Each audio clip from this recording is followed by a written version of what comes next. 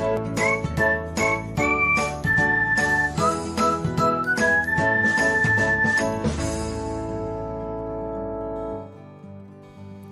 everyone, welcome back to another episode of Technologyglance. In this video, I'm going to guide you through how you can get notified when a friend tags you on Facebook. So, let's get started. Watch till the end and don't forget to subscribe to Technologyglance by hitting the subscribe button and press the bell icon so that you'll never miss another update. Without further ado, let's get started.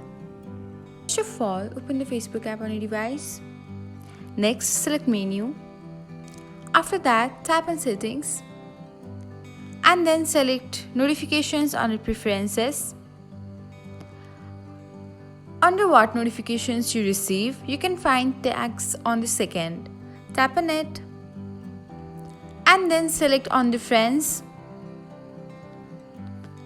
And that's it. This is how you can get notified when a friend of yours tags you on Facebook.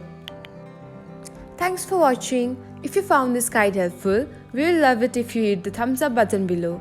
We upload great new tech tutorials like this one every day. So, don't forget to subscribe to our channel and hit the bell icon to get an update as soon as we post a video.